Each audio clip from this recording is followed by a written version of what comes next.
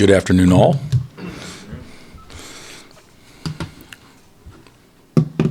We'll wait on Shay to get organized, and then we'll. All right, guys, fire away. You had him for about a month now. What's the most encouraging and most disappointing so far? Encouraging, probably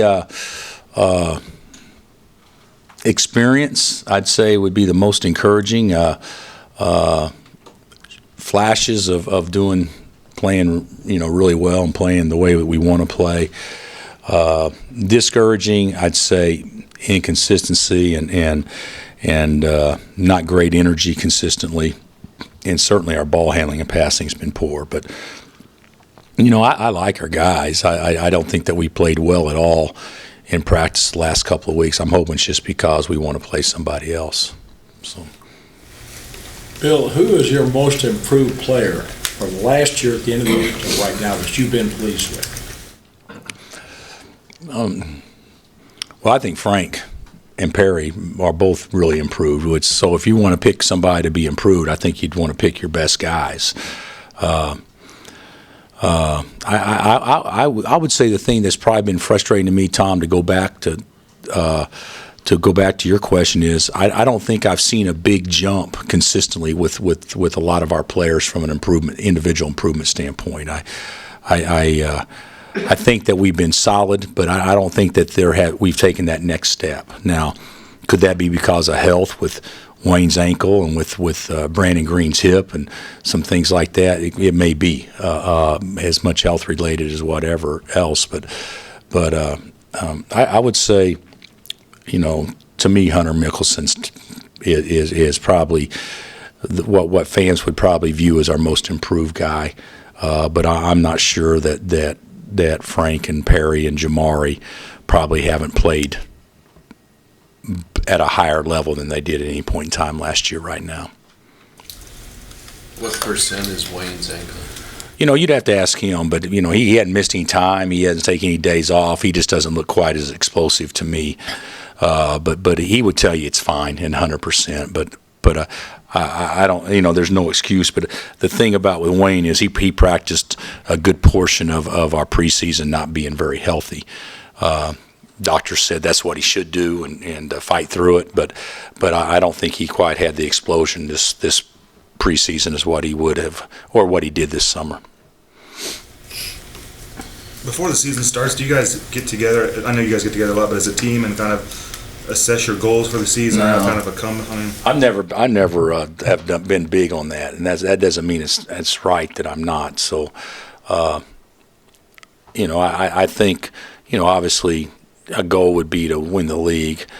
But if you ask Frank what his goals would be, he said, well, I think we should win every game we play, and I do think that's a great goal to have. It doesn't necessarily mean it's going to be true, but, we should be in the game to win, most every game that we play. So, but I really, my goals have always just been, hey, let's just get as close to our ceiling as we possibly can. Can you talk about what a great ambassador and role model Perry is for the program? Yeah, well, Perry's been awesome. Depending on what kind of year he has, which I predict he'll be, a guy that could average, 17 a game type year.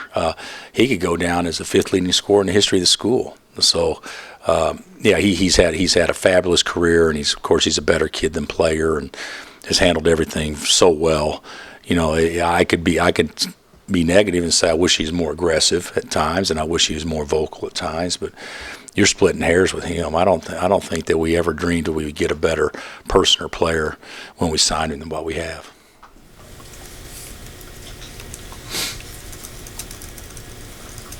Bill, you kind of mentioned the last couple of weeks, maybe not being quite as crisp as you wanted. I know there's a lot of benefits to going over to Korea, but have you seen maybe they're a little more tired and not as fresh? No. I don't think it's that at all, Kevin. I don't think there's fatigue from that. I think it's more a boredom from it. These guys have. For the first time in a while, we've got an experienced team for the most part. So you have an experienced team, and they've heard my rhetoric for 3 years or 4 years, and and in Jamari's case, 5 years. And you know, it's you know, I think that there'd be a lot of times that I can call, hey, let's run this, and they'll just go do it, and we haven't done it since last year. I mean, but you know, you can't go fast because you obviously got 3 guys that don't know. But I think it's as much that as anything else. So what do you want to see in the first game from your guys, or anything you're looking for? Well, I'd love to see how we play within the focus of the rules. I'd love to see if we can play without fouling and still be aggressive. You know, a lot of people can play without fouling, but they lose all aggressiveness. And you know, can we do both? Can we be good defensively and also be a team that plays smart and doesn't play with their hands as much and are disciplined? You know, those are the things I want to see as much as anything. And then to see how the young kids react when the lights are on. Have you had the officials out to a practice? Yeah, we've had officials, and we're having them again today too. So. How's that going? Well, I got onto the officials the first time because they called 4 fouls in the first 2 possessions, and I said, guys, I mean, gee, I'm all for this, but we at least want a scrimmage today. So I mean, we would have never got through a quarter at that same pace. But I do think that our guys, it has been emphasized a lot, and I do think they're handling it better now. But they'll be shocked today when you have Big 12 officials calling our scrimmage today, and they'll be shocked today that they'll all foul out. I really think I think it's going to be that big of an adjustment for everybody. Who will foul out first? Check, without question. When Carlton signed here, I'm sure you kind of had maybe an idea of what to expect. Have those maybe expectations changed a little bit early on based on what you've seen? No, not really. We knew he'd be good. But he's been really, really good at times, and then he's been a freshman at times. I think he's going to be a little inconsistent early, but he's going to be terrific. I mean, he won't be in school here 4 years. I honestly feel that way. If officials are human, and if the early games are just nothing but whistles and free throws, everybody's going to be miserable. And will they just back off and go back to what they used to do? Not this time. Not this time. I think that they are human, and I do think that there will be talks about how do we stay on the course, or how do we improve a little bit what we're doing, how we're letting certain things slide, how we're maybe calling this other stuff a little too tight. I think there'll be talks like that, but those will be normal talks I think you have during the course of the year anytime. But I think they're going to stay the course, and I think the players and the coaches have to understand it. It's going to stay the way it is, and I think we also need to understand that it's going to be a much better game 2 or 3 years from now. But we're going to go through some growing pains early. Do you think eventually college will go to FIFA? I don't know that we'll go to FIFA, but I do think that we'll adopt some rules that FIFA has eventually. You know, you guys watched us play this summer. I mean, that was a bloodbath. I mean, that was more physical than here. It's just they have more absolutes. You know, if your hands are up, there can be as much contact as there is. You know, if you reach and there's no contact hardly at all, it'll be a foul. I mean, they have more absolutes than what we have, I believe. But it was a very physical game over there, way more physical than what we're used to playing. So I don't think that at all prepared us for the rules emphasis changes at all. But the FIFA game, I'll be the first to tell you, there's some things about it that I think's better than our game. Like what, are they absolutes? No. I think, for instance, we lowered the shot clock to 30, which is good. FIBA's 24, but if they get an offensive rebound, it resets to 14, and then go back to 24. Ours will reset to 30. I mean, so I think there's some things that we could do moving forward to create more possessions. Let's say ours just reset to 20, or let's say you can advance the ball late game situations, you know, after a timeout. You know, it keeps you in the game. It keeps the excitement, you know. So if you're down 3 with 1 second left, game's not over anymore. You know, the game, because you'll have to defend the last second in the forecourt. So there's a lot of things about it that I think, to me, if you implement what our game is, which is really, really good, and just tweak it a little bit with a couple of things that we learned this summer, I think it could be a better game. When you guys practice, you know you got certain guys playing and you don't know about Sheck. Does he have to, do you get other guys more reps, or how does that work now? No, not yet. We haven't done anything like that yet. Now, we may be doing that next week, but you know, we got 6 big guys, and we're massaging them all and trying to figure out how to work them, so they're all getting pretty much the same reps with the exception of Perry. Really, the reps are based on who's playing with Perry for the most part. So, but no, we haven't gotten to that point with Shaq. We're treating it just like he's going to play. But if we find out something later on that he won't be or something, then of course we'll alter it then. Still optimistic you'll know by the first game with him. Well, you know, first game is Wednesday, right? Yeah, I was hoping by this Wednesday, but the reality, I think there'll be a definitive answer by Northern Colorado. But I'm hoping, obviously, even sooner than that. But I have no feelings that it will get done by Wednesday, but I'm still hopeful that it can. Can he play if he's not cleared by Wednesday? No, we won't play him. No, we won't play him. Not unless the NCAA told us play him, and it has no bearing on hurting him if they make a determination later. But that will not happen. They're not going to tell us that. We'll hold him until we know. Do you think they haven't gotten to it, or have just hit a snag? Or No, they've gotten to it. Yeah, they've gotten to it. It's been handled the right way. And, of course, you'll never be privy to, you know, what's been done, but it's been handled in a correct way, and I think there's a lot of processing going on right now. So, but we don't know if that takes additional information. We don't know what that entails, but I do think that you know, everybody's on the same page and understanding the importance of getting this thing cleared up as soon as possible. No question. Besides wanting to win, what would you like to see most on Wednesday night? What area would you like to see really strong? Well, I'd like for us to be able to score inside. I think that's got something, you know, that's something that obviously was a deficiency last year that we're trying to address, but I still don't think we're very good at it.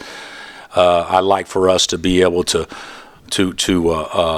I think play within the way the game is going to be officiated, and not lose an identity of who we are. You know, those are the things that I'd like to see as much as anything else. We're going to throw it all over the gym. We'll turn it over. We'll not miss blockouts. We'll do all that stuff just like they will also. I mean, it's so early. It's hard to be great at everything. I mean, we're talking today of, okay, in the next 2 weeks we got to get this in, and hell, it'll take a month to get in what we talked about getting in the next 2 weeks, you know, just before we're prepared to really play a game that matters. So there's a lot going on. But if we could just get an idea on how aggressive we can be, how the game's going to be called, how to take advantage of how the game's going to be called, to me, you know, we got as good a guard in the country to take advantage of how the game's going to be called, because nobody can drive it better than Frank. So hopefully that'll be a bonus for us. You know, instead of looking at it as a negative, hopefully it'll be a bonus for us too. You able to watch the whole game last night? Oh yeah, every pitch. I don't think I've missed. I think I missed a few pitches. I had to speak in Friday night in Kansas City, but other than that, no, I've caught all the action. So it's very cool. Is there a lesson to be taken from the fact that they are a team that you can maybe even take in basketball and say, guys, you play like this, this is what's going to happen? I think baseball gives you the best examples on sports as much as anything else. I claim that I know baseball, but I played when I was young. But you know, you look at it, Volquez getting out of the sixth with 1 run with the bases loaded, 1 out. That gave us a chance to be in the game. You know, how many times do you know, in basketball, it's not a matter of making great plays. It's a matter of making successive good plays. You know, it's just important to make the pass to start the play as it is to make the pass to finish the play. Well, nobody illustrates that better than, you know, the Royals baseball wise, because did they go yard in the last several games. I mean, Alex went yard once, and then they had an inside the Parker that went off a guy's foot. Yeah, but that wasn't a home run. That should have been an out. So it turns into a home run. But that reminds me of when you're a little leaguer, you hit to the shortstop and goes through his legs and the left fielder's legs, and all of a sudden you have a home run. But I think that just the success he plays, and then the other thing is that it's never over. You know, you just keep grinding, and those guys were grinders. That's what's, there's so many amazing things about it. But I know our bullpen's good. I know that. But what Hoshaver did last night is unbelievable. What Chris Young did, to come in and pitch those 3 scoreless and all these things. We're counting on guys that under most circumstances don't get a chance to throw. And they're in there, they're just mowing them down. I thought that was unbelievable. And you knew that if we got to our bullpen and their bullpen and the score was tied, you knew that the advantage was to us. You've been at the top of your profession. Is that, in some instances, maybe a life-changing experience? I mean, winning the whole thing? Oh, I think, yeah. Oh, it was for me, for sure. Yeah, it was for me, for sure. Not saying it changed you as a person, but it changes opportunities without question. And it will for those guys, too. I mean, you stop and think, Ned Yost has been in the game, what did he say, since 1974? And it was his 8th World Series. I mean, and unbelievable. And then Dayton Moore, all the things that he's done, and people question, and then to make every move with, if you're playing checkers or chess, he had everything perfect. He made every right move. I mean, it's unbelievable. Who bats 1,000 on moves that on Zobrist and Cueto and obviously who else did they bring in? Yeah. I mean, who bats 1,000 on that? And they did. It's unbelievable. And of course, Bob knows it better than anybody because he covered them for so many years. He hasn't covered them the last 2 years, Bob, right? I mean, what a coincidence that they've gotten a lot better. Addition by subtraction. You've heard that before. Out of all the practices you've had, what do you think of the Frank Devontae Selden combination? Well, we practice that way every day. We need, it's been okay. It's been okay, but I don't think that Frank or Devontae or Wayne puts enough pressure on people defensively or offensively. I think that they can certainly do more things to help our team by being aggressive all the time. That's the advantage that we will have with the new rule changes, is being aggressive, because if there's no touch, you got to drive it. I mean, that's their advantage, and those guys can do that. So I certainly hope that we drive the ball a lot more than we have in the past. But are you still intrigued by Frank Devontae playing at the same time a lot? Yeah, but not. I don't want to say intrigued anymore, because that's how it's going to be. I mean, they're going to play together. They're going to start together. So I don't know if intrigue's the right word. Intrigue would be something that you've only seen glimpses of. That's how we practiced every day so far. The change from 35 to 30 isn't that big. Is it not big enough to try to pressure a team more so they can't get into their offense? I do think there's some validity to that. We're not at that point yet where we'll say, okay, we'll soft press. Excuse me, we'll soft press and then have them cross at 22 and have them get organized, and now it's 18, and then you got to defend 8 seconds before you switch every ball screen or whatnot. I mean, that's in theory how teams will do it, or soft press and then fall back to a zone, and then you're organized at 18. You got 8 seconds to attack a zone before you have to start scrambling for a shot. I think there's going to be a lot of things like that. But you can also look at it from the flip side. Well, every press that they press you now, you should look at that as a fast break. So anytime you go against pressure, even soft, you got to have a way to attack that and look at it as a fast break. And the other thing is, if it's going to take us a little bit more time to get into stuff, how do we get it up the court a couple of seconds quicker, to make sure we allow ourselves a little bit more time. So I think those are the things that are very, very minor, but that'll eventually be a big deal in buying your team a little extra time. But I don't think 30 seconds is going to be a huge impact except for the last 5 minutes. And the last 5 minutes last year, 35 seconds wasn't enough time, because teams that are ahead stall the ball, and then they play for one shot of the shot clock. Well, it's going to be the same thing. It's not going to be worse offense. You're still going to have teams trying to get a shot in the last 5 seconds of the shot clock, regardless if it's 30 or 35, in my opinion. You got a lot of big guys. Where can Traylor get on the floor? He hasn't been a great rebounder. He's not a naturally great scorer. Is it being a disruptive defender? Yeah, I think so. Just energy. Just energy. Jamari has actually played better than he's played at any point in time in his career, or the last 2 weeks. So I don't know who will start tomorrow night, but he certainly would be a guy that deserves to start as much as anybody else right now. But that doesn't mean we'll start him just because we want to look at different combinations.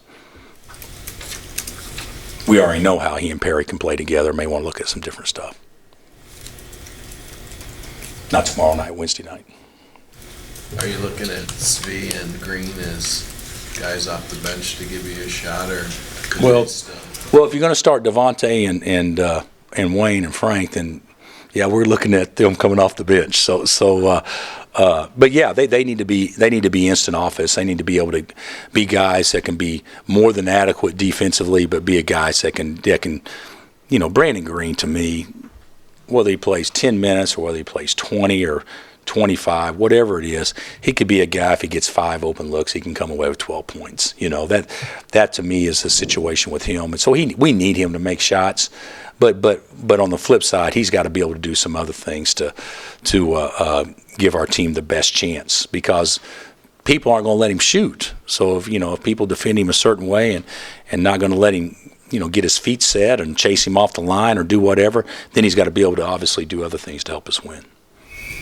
In the past, it seemed like at times getting back on defense wasn't an instinct for him. It's something he had For Brandon? Yeah. Well, yeah, I guess you could make a case for that. Maybe bending knees, anything like that. So, no, I'm joking. But Brandon's had a good camp. I just don't think his health has allowed him to be 100%. Did he get late in his career, though, to have to worry about little things like?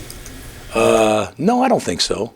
I do think, I told our guys the other day, hey, as a freshman, you're learning. As a sophomore, you're stubborn. As a junior, well, he just doesn't get it. That's the kind of thought process. And I'm not talking about Brandon. I'm talking about anybody in general. So if you're still fighting certain things as a junior or senior, then it's not stubbornness. You just don't get it. Stubbornness was, when you're young and you believe that you're right and everybody else is wrong. If that's not the case anymore, and you work through that, then you just don't understand. And that's I think our guys will be better with that. I think Brandon will be better with that. The AP just came out. You guys are 4, and you got 5 first place votes. Do you like it? Well, you're the first one to mention that to me. So I like whatever they said is great. So I don't think there's any reason to ever dislike what somebody else thinks, because it doesn't do any good. And the other thing is we have done nothing other than have a group of guys play good in Guangzhou to deserve to be ranked 4th. So we still have a lot to prove. That is nice, but I don't think it means anything at all. Anything else? Has Svi had a good camp? Pretty good. He shot the ball well. He's stronger. His body looks great.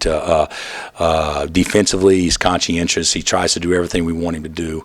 But I do think that our carelessness is our biggest issue. And when guys are careless, it's hard to be as confident as you want to be, because you worry about not making mistakes as opposed to just playing. And I think we got several guys going through that. Svi's one of them. Any red shirt possibilities? You know what? We don't, no. But if we decided to redshirt a freshman, we can do it after the 2 exhibition games. You just can't redshirt anybody else. So if everybody plays on Wednesday that's returning, then that would eliminate them as a possible redshirt. So. Anything else? All right, we have pizza en route. We're not quite sure. Where is en route? It's in Beirut.